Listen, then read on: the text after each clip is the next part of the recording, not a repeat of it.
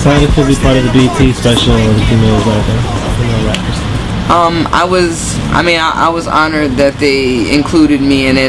My feelings towards the special were a little mixed. I felt like, that was their opportunity to kind of showcase some other stories beside the usual suspects, and they didn't. And they kind of reaffirmed a lot of already preconceived notions about females having to be down with a guy. I mean, we know that those are the main stories, but there are other stories. I mean, I for one, most people relate to me as like the chick in Busta Rhymes clique, but prior to that, before I even got down with Flip Mode, I was already a signed artist. I had already appeared, on the Fugees album. I had already worked with Eminem.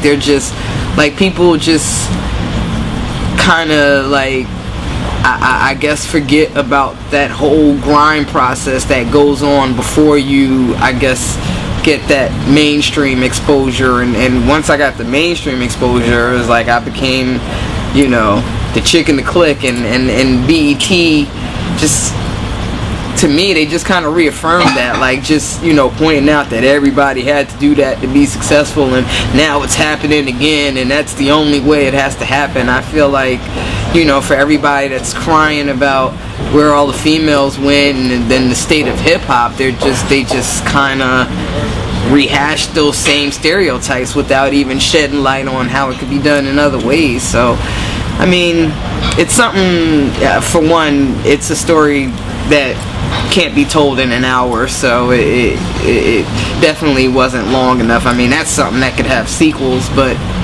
I think within that hour they could have shed a little more light on some other females that are that have been consistently rocking. I mean, they got a lot of female artists to talk, but you didn't get to hear any of their stories. Like, they're all talking about somebody else, and everybody that they're focused on didn't even appear in the documentary to talk about, to share their story, or maybe even dispel some of the preconceived notions we may have about them. Everybody thinks Biggie just came along and plucked Little Kim, and we saw that in the Notorious movie, but you never, she may have some stories that we don't know, that we probably would never know, and BET just didn't really allow the females to tell their story. They had people telling everybody else's story, and just, I don't know, I'm kind of on the fence with that one.